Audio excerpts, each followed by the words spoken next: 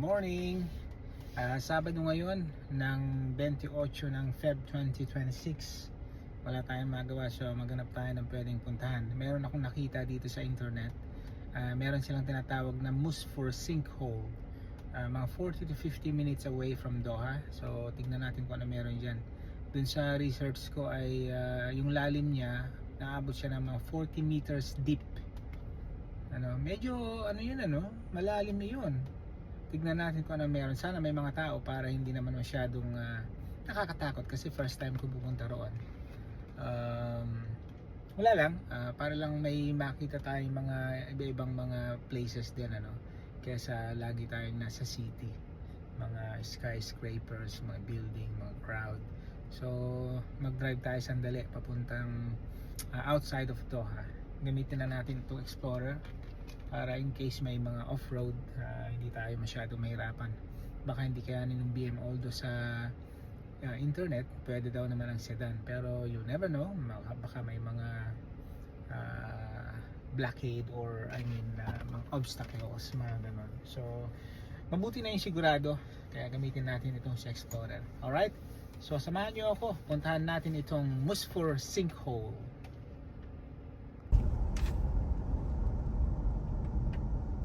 Alright, mag-petrol muna tayo.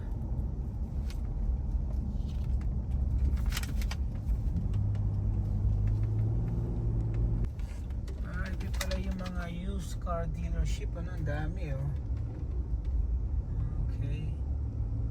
Mga Land Cruiser.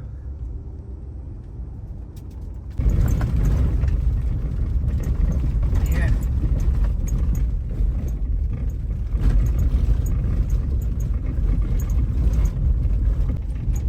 Oh wow, look at this Stony Road.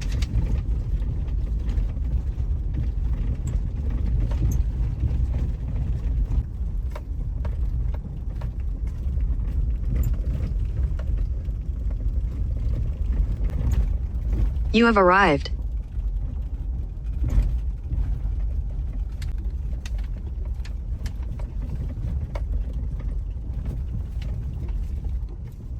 Look at that. It says Misfir Cave. So unfortunately, nobody is here. It's just me and myself. But let's see. Nandito naman na tayo, so kailangan natin na tignan yung kuweba na iyan. Alright? Pero we just have to be careful. Tignan nga natin kung ano meron dito sa cave dito.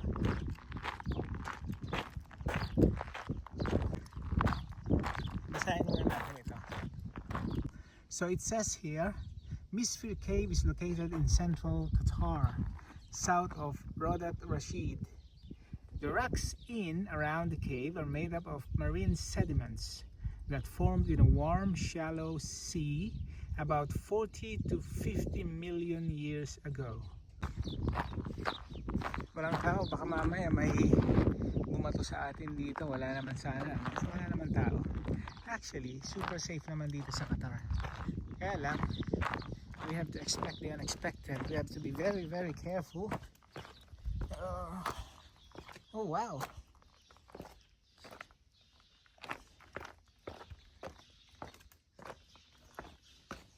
Oh, it's kind of scary. I got scared. I thought it's a bat.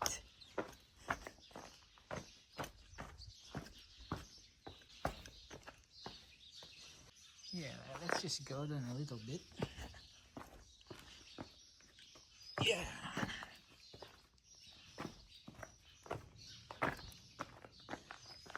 Nice. Hindi naman pala siya ganun kalalim. Ayan tignan nyo. Yan. Wala siyang tubig, It's totally dry.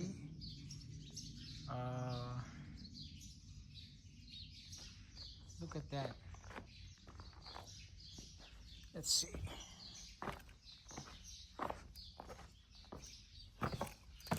Yeah.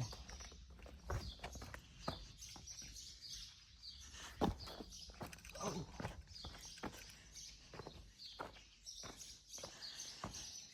Yeah, it's totally dry. Not a single drop of water.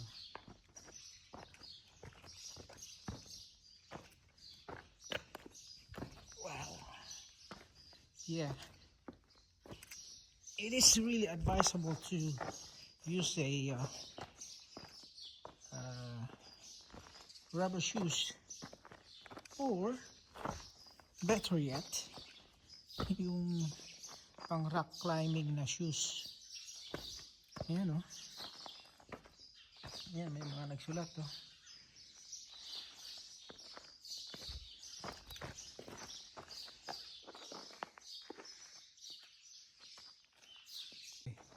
Puntahan natin yung pinakababa. Yung mga ibon.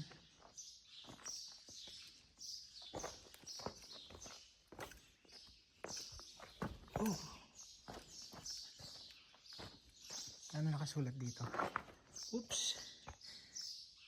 Damam Formation. Oh, it's a different layers of rocks. Rus Formation. We're almost there.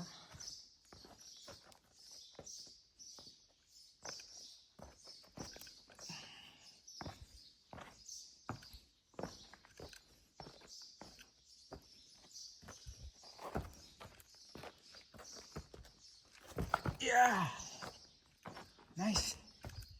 Oh my gosh. Amazing.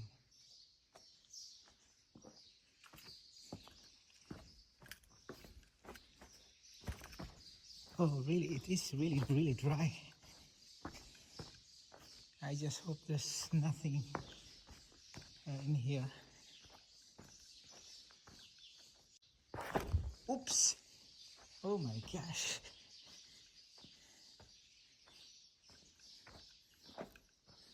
Yeah, it's totally dry.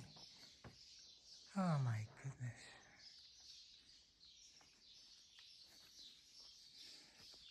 Look at that.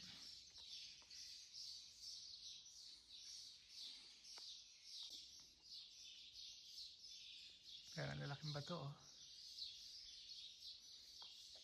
Na-imagine ko yung mga nagmamine. Pagka gumuho yung mining talagang hindi ka na mabubuhay talaga pag gumuho. Anyway.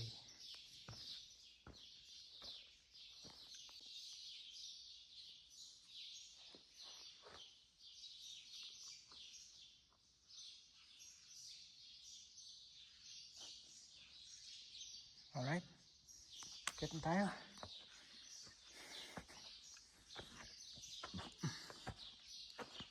Now, saan ako dadaan ngayon?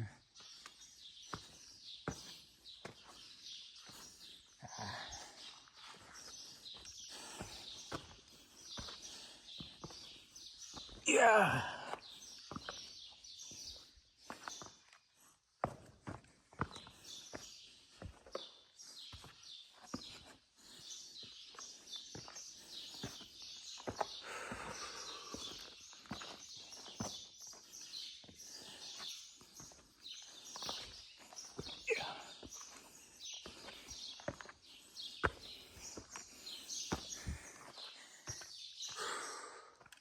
Good.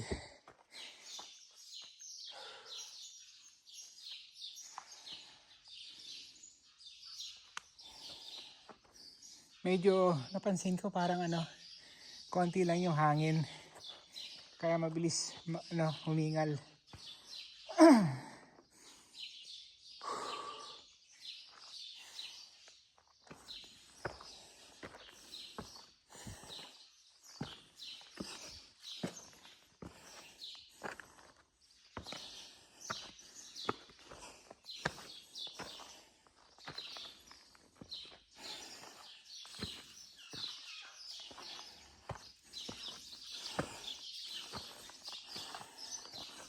Alright.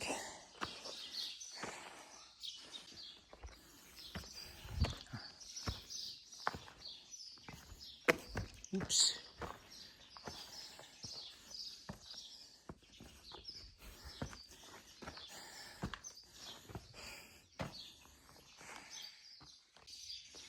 Yan.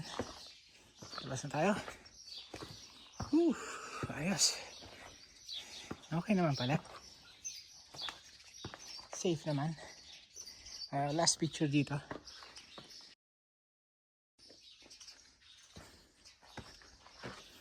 Nice na.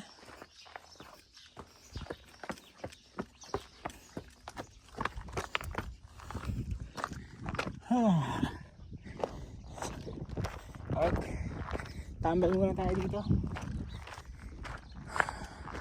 Solong-solo natin ang lugar ah.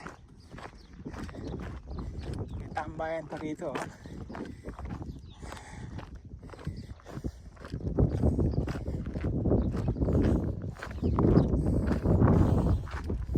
Nice. Walang katao-tao. Ako lang mag-isa. So siguro pwede na. Uwi na tayo.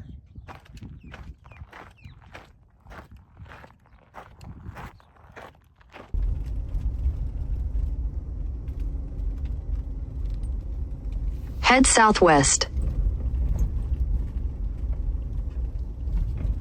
So puntahan naman natin ngayon yung Zikrit Fort Ruins. It's 1 hour 8 minutes away from my current place. So from Doha approximately 1.5 140 minutes like that. I mean 1 hour 40 minutes. So hindi naman siya masyadong malayo ano. We have all the time in the world. So let's go.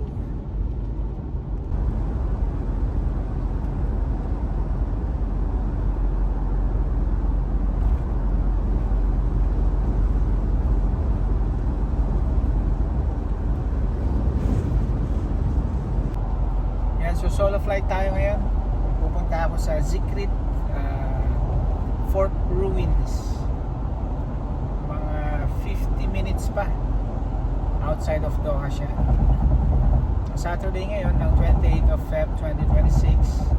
Wala rin akong pasok bukas kasi bank holiday bukas, kaya wala, nag solo flight ako. Medyo nahiya rin ako mag-invite sa mga friends natin kasi syempre they have their own plans din naman. Meron silang mga sariling family, so tayo na lang mag-isa. Okay lang yan. Actually, maliit lang ang Qatar. Sa isang araw malilibot mo ang buong bansa. Yung pupuntahan ko ngayon, ano na to parang dulo. Kung titignan mo sa mapa, nasa ano siya, position na ay nasa 10 or 11 o'clock yung position niya. Tapos sa 12 o'clock, yun na yung pinakadulo, no? Siguro from Zikrit, mga half an hour na lang siguro yun. So nasa dulo ka na ng Qatar and then pabalik. So pwede natin sabihin 3 hours back and forth, dulo na yun ng Qatar. I mean 3 hours one way, dulo-dulo.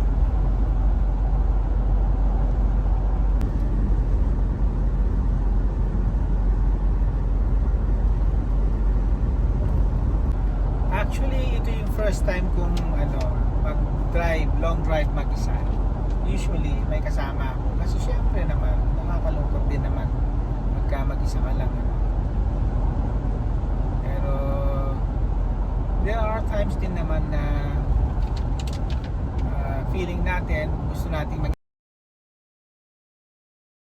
oops, what is that?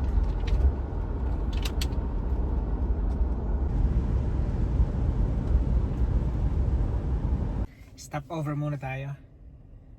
Tingin tayo kung merong kape dito. Although it's Ramadan, magbaka sakali lang tayo, baka may coffee. So kanina habang nagda-drive ako, nag-alarm yung aking phone. Hawak-hawak ko yung phone actually. Nagulat nga ako Sabi ko ano nangyari? Kasi nakamap ako, 'di ba? So chine-check ko yung double check yung dinadaanan ko, nag-alarm. Tapos hindi ko akalain yung alarm pala na yun na yung alarm ng government of Qatar kasi nga inatake na ng US at Israel ang Iran. And kaka-receive ko lang yung third alarm. So may mga advisory na rin ang mga kanya-kanyang embassy, US embassy, Qatar embassy, na stay indoor. Now I'm stuck. Nandito ako ngayon sa petrol station dito sa Umbab. although opposite ito ng side kung saan malapit yung Iran, ano? Nasa opposite side ako, dulo-dulo. So it's 1:30 na ng hapon. Nandito pa rin ako sa petrol station dito sa Umbab. And I'm gonna make a move now. I'm gonna head off to Doha now. Syempre, hindi naman kailangan na magtagal pa tayo rito. Kailangan umuwi na tayo para mas sigurado, ano, mas malapit doon. Kung ano man yung mga further instructions, mas makakakilos tayo. Kasi medyo malayo rin ito, 30-40 minutes drive from here to Doha. So, yun.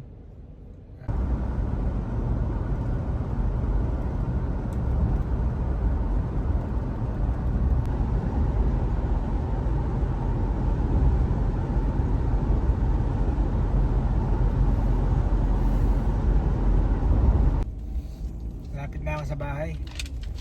Dumaan na rin ako sa grocery para sigurado, no? Baka mamaya mga tao ay magpanic, so kailangan nating maganda. Alright, okay.